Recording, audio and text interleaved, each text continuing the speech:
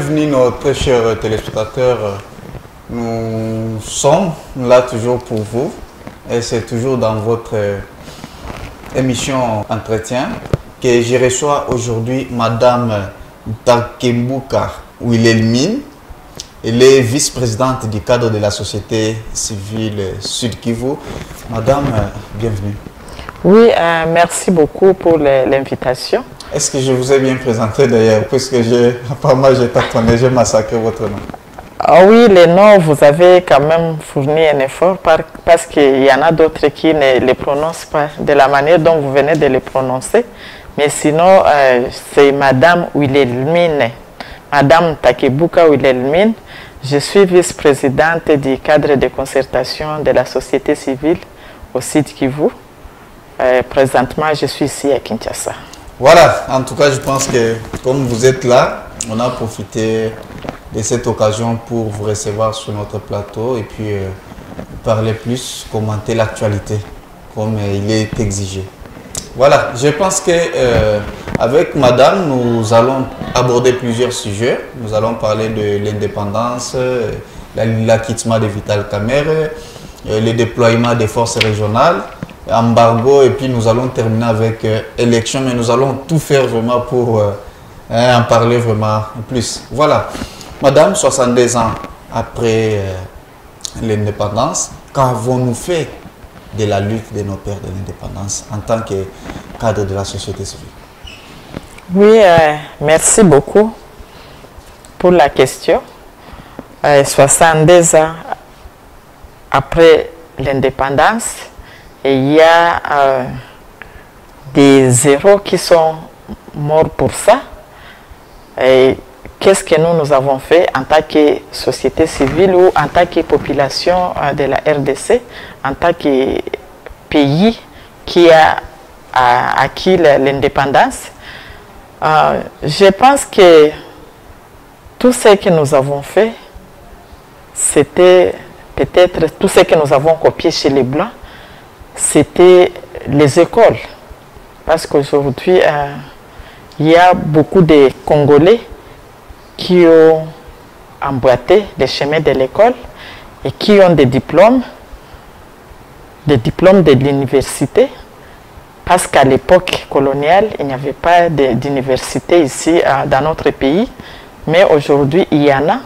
Mais fort malheureusement, ces diplômes, on ne sait pas à quoi est-ce que ça a servi pour construire les pays. Mais quand vous parlez des universités qui existent aujourd'hui, lorsqu'on a fait les statistiques, ici sur le plan africain, nous ne sommes même pas dans le top 50. Pourquoi parler? Apparemment, ça n'a pas du tout... Oui, en quelque sorte, il y a beaucoup des élèves, ou beaucoup de parents qui ont amené les enfants, qui ont inscrit les enfants à l'école. Et ces enfants ont eu des diplômes. Mais aussi, quand vous dites que nous ne sommes pas parmi les 50 top en Afrique par rapport aux universités, c'est tout simplement parce que le pays est pauvre et le pays n'est pas développé. Si le pays était développé, après l'indépendance, on aurait beaucoup d'universités. C'est comme la même chose, on n'a même pas d'hôpitaux. On n'a même pas les infrastructures, ça n'existe pas. Et donc, c'est juste, nous pouvons penser que nous avons eu beaucoup de diplômes, beaucoup d'universitaires, mais c'est parce que tous ces universitaires sont en chômage. La grande majorité de ces universitaires n'ont même pas de l'emploi. Ce sont des chômeurs. Et donc, ça, on dirait que si on peut évaluer ce que nous avons fait ou ce que nous avons acquis pendant l'indépendance, je dirais que c'était juste une indépendance théorique. Et surtout concernant la société civile d'ailleurs. Oui, c'est juste une indépendance théorique. Et la société civile, c'est quoi? Quand vous parlez de la société civile. C'est à vous de nous expliquer. La société civile, c'est quand on est un acteur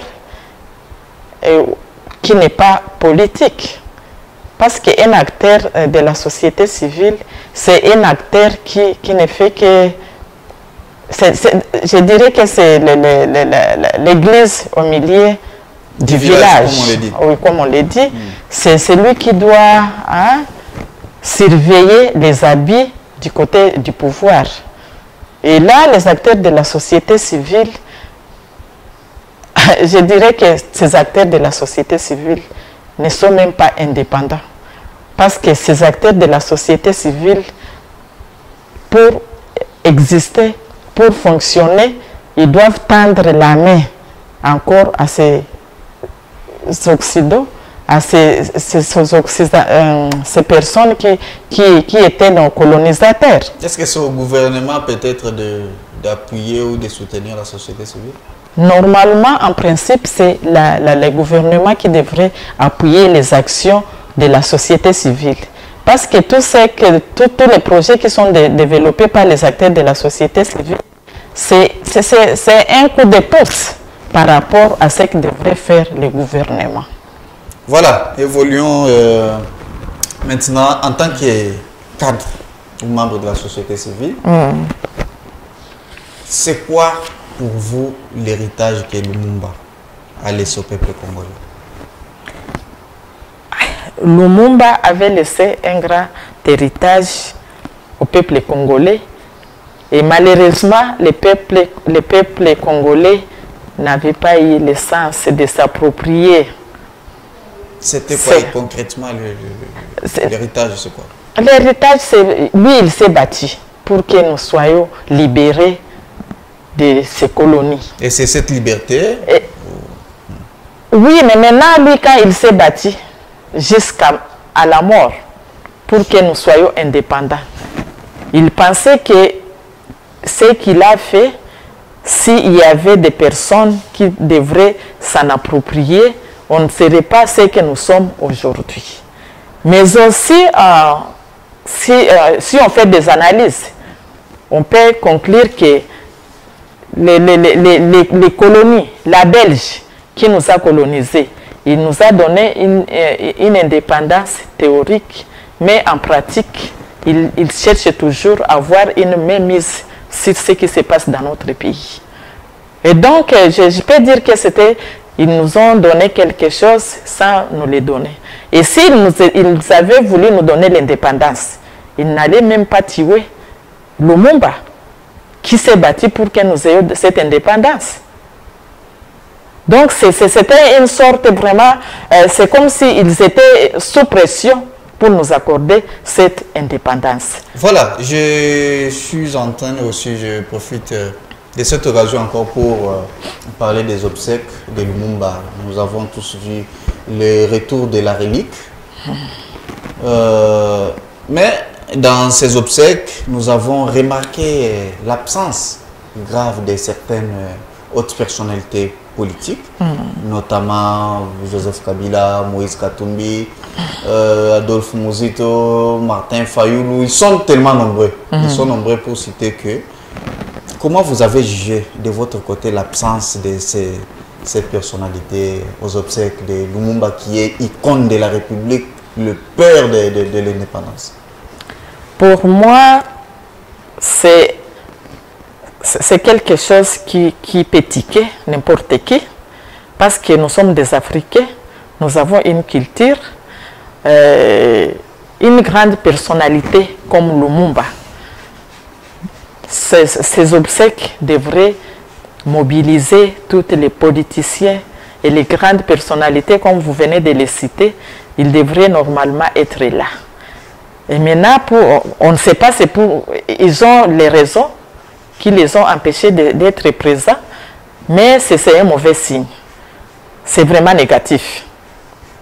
S'ils étaient très occupés, on ne sait pas, peut-être qu'ils avaient beaucoup de charges, mais ils sont les seuls à savoir les raisons pour lesquelles ils ne se sont pas présentés à ces obsèques. La relique est arrivée même à Kalumbashi, là où se trouve Moïse Katumbi, sur place. Puisqu'ici, ils peuvent dire que non, puisque Félix est là, on ne peut pas, tout ça. Mais là-bas, Félix n'était pas là. Mais Moïse pouvait faire même un petit tour quand même pour honorer cette icône. Est-ce qu'ils sont fâchés contre les gens qui ont regardé ces reliques pendant 62 ans? Est-ce qu'ils sont fâchés? Parce que chez nous, ici en Afrique, et surtout nous les Congolais, même si vous avez des conflits avec votre frère, à un certain moment, on peut avoir des conflits avec son frère.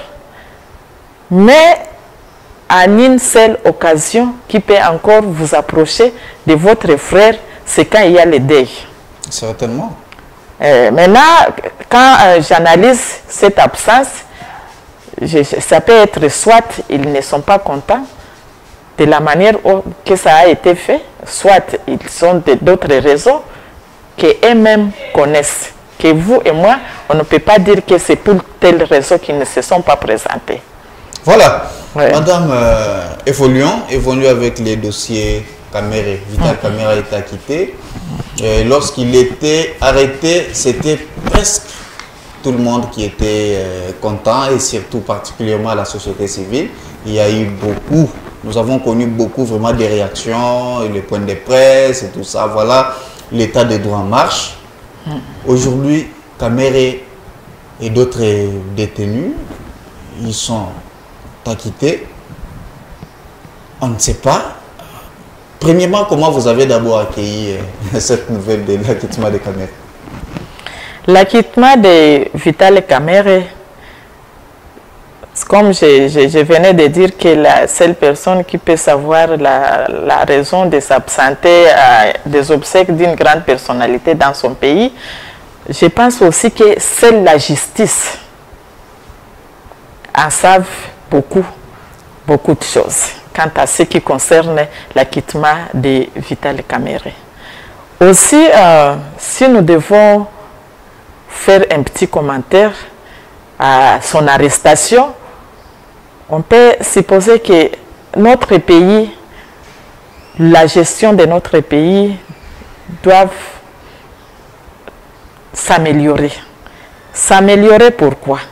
Parce qu'on ne peut pas être directeur du cabinet du chef de l'État et en même temps être le gestionnaire d'un programme. Il y a quand même des procédures administratives. Non, à l'époque, c'est plus que le gouvernement n'était pas encore en place. Ah, ok. Donc, c'était Vital Kamere, directeur des cabinets, qui coordonnait presque. Bon, si c'était le cas, il devrait quand même avoir des procédures administratives et financières qui devraient être respectées et utilisées. Parce que quand il y a des procédures qui existent, on ne peut pas arriver à détourner de l'argent s'il y a eu détournement.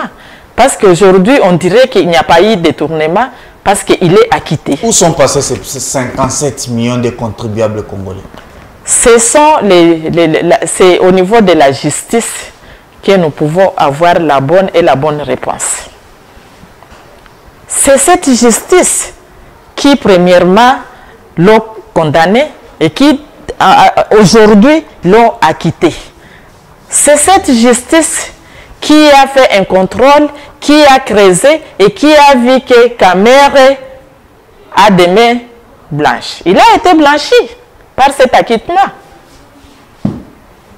Et s'il a été blanchi, c'est-à-dire que les 57 millions n'ont jamais été détournés. Depuis, bon, selon votre vision, votre manière de voir les choses, depuis l'avènement de cet actuel régime, comment vous avez trouvé la justice? Les fonctionnements de la justice. Moi, je pense qu'en RDC, ce n'est pas seulement au niveau de la justice qu'il y a des problèmes ou qu'il n'y en a pas. C'est à tous les niveaux qu'il faut des améliorations. Non, je parle de la justice. La justice... Les fonctionnements, comment les juges, comment est-ce que vous jugez? Est-ce qu'il y a eu vraiment une justice équitable? Une justice équitable, je dirais que ces gens sont en train de gérer des problèmes de leur façon. Il y a beaucoup de subjectivité presque à tous les niveaux. Et cette subjectivité fait que les jugements peut être correct comme il peut ne pas être correct. Il y a beaucoup de corruption. La corruption, ça joue beaucoup dans la justice congolaise. Et c'est là où nous devons nous battre. Et c'est là où nous devons amener à chaque Congolais, à ce qui les concerne et à ce qu'il doit faire, d'être correct dans tout. Voilà, maintenant aujourd'hui, tous ceux qui ont traité Vital Kamerhe de tout mot, je ne sais pas, maintenant est-ce qu'ils sont capables peut-être, ou soit ils peuvent avoir du courage de demander pardon Vital, puisqu'il est blanchi par la justice? Il a été blanchi par la justice, et si c'est la justice qui n'a pas bien fait son travail, ça sera regrettable. Mais s'il y a quelqu'un qui avait dit que Kamerhe a détourné de l'argent et qui avait des preuves pour le dire, je crois qu'aujourd'hui, il n'aura plus de preuves pour le dire. Maintenant, la question que les Congolais se posent, où sont passés 57 millions? C'est là où il y a les problèmes, madame. Moi, je vous dirais qu'il y a beaucoup de choses à corriger dans notre pays. Et si le pays n'avance pas, c'est au niveau de tous les problèmes qu'il y a dans notre pays, dans la gestion, les gestionnaires doivent apprendre à être corrects. C'est à ce moment-là que le pays peut avancer et c'est à ce moment-là que nous pouvons espérer à un développement. C'est à ce moment-là que nous pouvons espérer à une justice correcte. Et donc, nous devons chercher à nous améliorer parce que j'ai constaté que c'est l'homme congolais qui peut avoir des problèmes et c'est à ce niveau-là que nous devons travailler, vous et moi et tout le monde, et chacun à ce qui les concerne, ils doivent se poser des questions et savoir comment est-ce que je suis en train de servir mon pays. Est-ce qu'à travers ce dossier 100 jours, on peut parler d'un état de droit ici en République démocratique du Congo? Parler d'un état de droit en République démocratique du Congo, je pense que nous ne sommes pas encore là. Il y a beaucoup de choses à améliorer. Combien sur 10 peut-être en termes de l'applicabilité d'un état de droit? Sur 10, vous pouvez donner. Est-ce que nous sommes à 10? Nous sommes à 10 sur 10. Est-ce que nous sommes à 3 ou à 4 sur 10? Non, c'est une question que je pose. Je crois que nous sommes peut-être à 2 ou 3 sur 10. Donc c'est un échec. Voilà. Parlons aussi des déploiements de la force régionale. C'est une question qui est connue plus.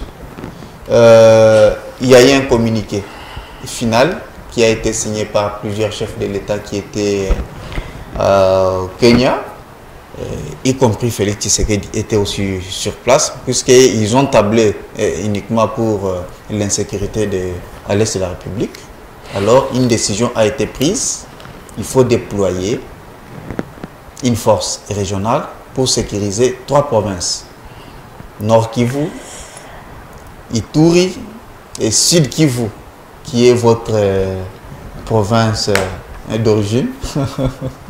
Comment vous avez trouvé d'abord ce système, cette décision de déploiement des forces régionales? Ça, c'est vraiment la plus grosse erreur que nous pouvons commettre si nous devons encore accepter cette force régionale pour venir faire quoi que ce soit dans notre pays. Parce que d'abord, quelle est la configuration de cette force régionale? Sa composition.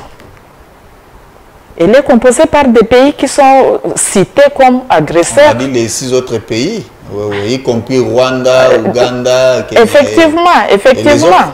Oui, c'est-à-dire qu'on ne peut pas, quelqu'un vous agresse, mais encore vous l'invitez pour mettre la paix chez vous. Est-ce que ça peut passer vraiment? Mais le président de la République, il a accepté les autres, il a dit sauf Rwanda. Il a dit Rwanda, non. Et l'Ouganda? Ouganda peut venir. Il n'a pas évoqué le cas de l'Ouganda. Et cette force régionale, quelle sera sa valeur ajoutée par rapport aux autres forces, par exemple la force de la MONUSCO, la force des Nations Unies pour le maintien de la paix en RDC. Quelle sera sa valeur ajoutée, cette force régionale qu'on doit encore amener au Congo? Et quand bien même il ne peut pas y avoir une valeur ajoutée, mais cette force, on en a l'expérience de toutes ces forces extérieures qui sont venues intervenir dans notre pays. C'est juste pour piller le pays.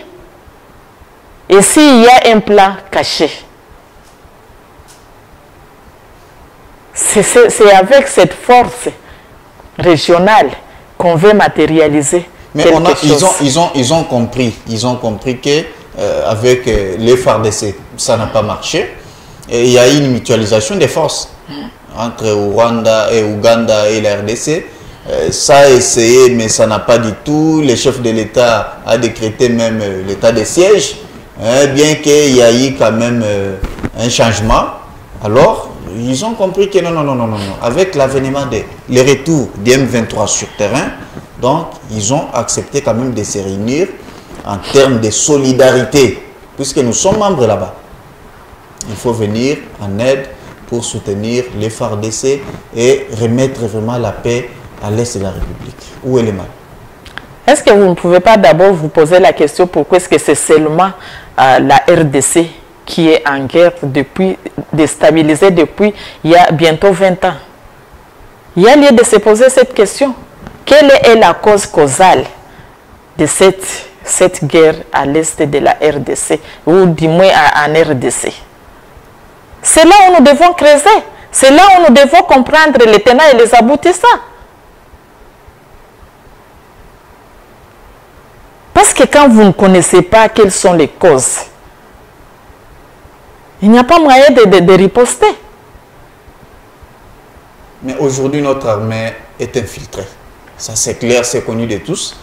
Oui. À notre niveau, les FARDC ont fait tout ce qu'il faut faire. Quand même, vous avez vu les résultats, tout ça.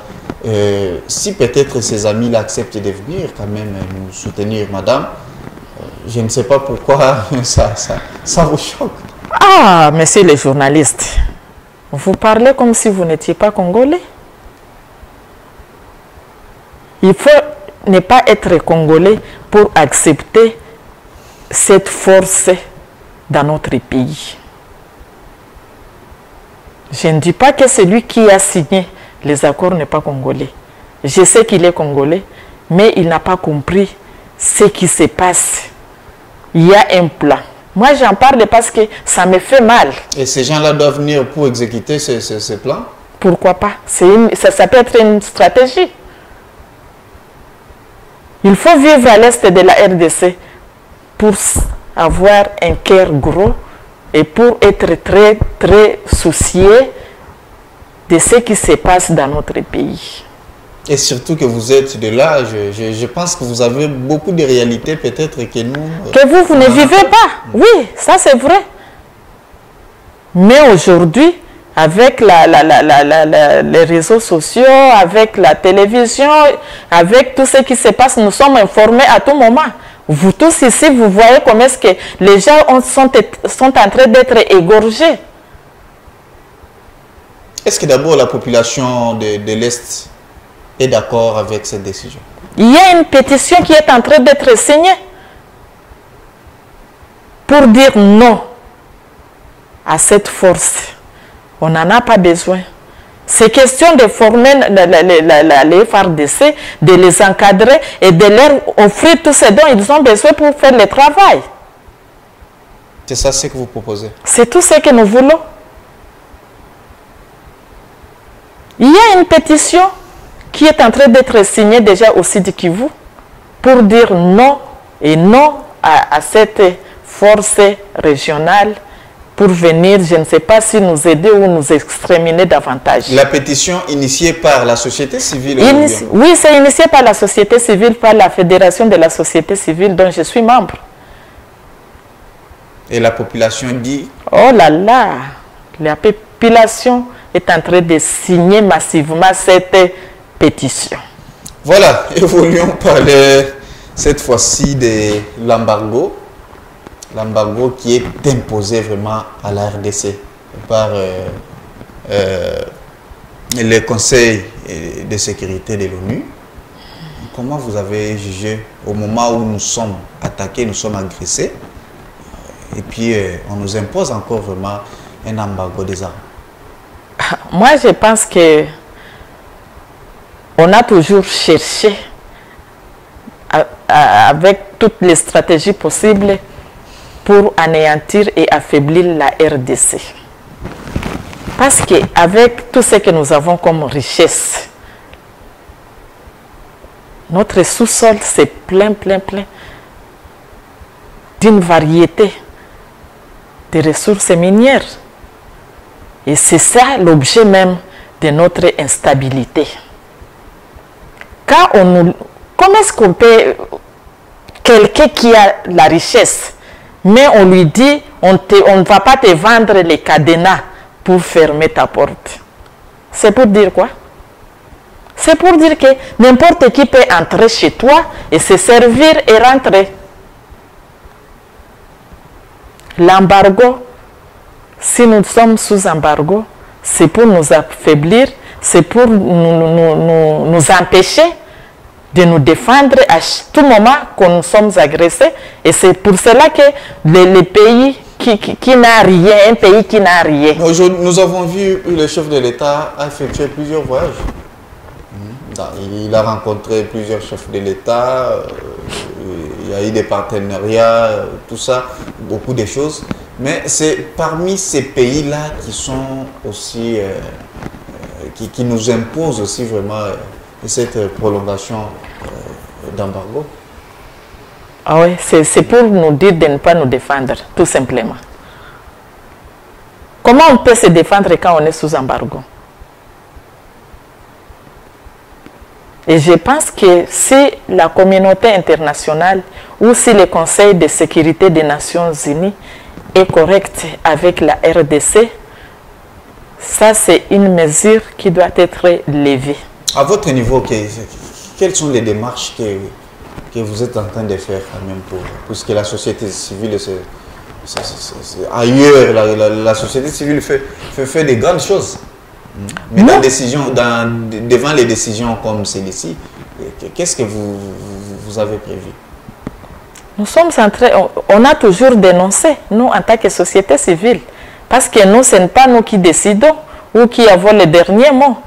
Mais aussi, ils ne font pas oublier que c'est la population, c'est le souverain primaire. Et donc, si nous, en tant que société civile, nous croisons les bras, si nous, en tant que société civile, aucune démarche n'est mise en place pour que nous essayons de mener des plaidoyers et d'autres actions pour que cette communauté internationale comprenne que nous aussi, nous avons droit d'acheter les armes ou de ne pas... On ne doit pas être sous embargo. Nous sommes sous embargo non justifié. Est-ce que nous avons agressé un pays quelconque pour nous mettre sous embargo? Voilà. Non, monsieur le journaliste. Nous, qu'est-ce qu'on a fait pour être sous embargo? On laisse les gens qui nous agressent, ils ont bénéficié d'une certaine privilège d'impunité. Bon, ils sont derrière tout ce qui se passe à l'époque. Oui, mais ça prouve qu'ils sont derrière les M23 et d'autres mouvements. Effectivement. Moi, je crois que nous, en tant que société civile, nous devons dénoncer. Et au niveau de l'État, du gouvernement congolais, ils doivent mener une diplomatie au niveau international et au niveau régional. Voilà, évoluons, et d'ailleurs c'est la dernière question pour terminer. Est-ce qu'avec toutes ces attaques, les agressions, massacres, est-ce que cela peut influencer la non-tenue des élections 2023? Moi personnellement, je ne vois pas les élections en 2023. Pourquoi? Quand nous invitons une force régionale pour venir traquer, je ne sais pas. Ils viennent faire quoi d'abord? Sécuriser l'Est. Sécuriser l'Est. La campagne, ouais. Sécuriser ou insécuriser l'Est? Hein? Moi, je crois qu'il y a des choses qui découragent. Même nous, en tant qu'acteurs de la société civile, et on se demande, on s'appuie où? Est-ce qu'on doit s'appuyer? Où est-ce qu'on doit s'appuyer? Parce que normalement, le gouvernement de la RDC ne devrait pas accepter cette décision, cette entrée de cette force régionale. Et c'est ce qui va bloquer les élections. Donc, il n'y aura pas les élections selon vous? Selon moi, il n'y aura pas d'élections en 2023. S'il y aura des élections, ça sera plus tard, après 2023. Et ça sera comment par les politiciens? Puisque l'opposition, est-ce que vous êtes sûr que l'opposition va accepter qu'il n'y ait pas les élections en 2023? Puisque ça devient maintenant une chanson. Parce que l'opposition, qui sont dans l'opposition? On n'a pas une opposition? Moi, je ne sais pas, parce que normalement, une opposition devrait réagir tel que nous sommes en train maintenant de réagir, nous, en tant que société civile. La société civile va croiser les bras en 2023 lorsqu'il n'y aura pas les élections. Nous allons continuer à nous battre et à parler, comme on l'a toujours fait, à mener des plaidoyers, à dénoncer. Mais ce qui est vrai, selon mes analyses, nous risquons de ne pas avoir des élections en 2023. Voilà, madame, nous sommes arrivés pratiquement à la fin de notre entretien. Je ne sais pas si peut-être vous avez quelque chose. Vous avez oublié quelque chose, peut-être vous voulez juste ajouter. Je vous accorde juste 30 secondes puisque nous sommes pratiquement à la fin de notre entretien aujourd'hui. La caméra est là, peut-être vous avez un petit message à lancer au peuple congolais. Un petit message au peuple congolais, c'est de s'approprier maintenant notre indépendance nous accordée il y a 62 ans. Mieux vaut tard que jamais. Au peuple congolais de s'unir comme un seul homme pour la libération de notre pays. Merci à l'équipe technique qui nous a accompagnés. Au revoir, à la prochaine.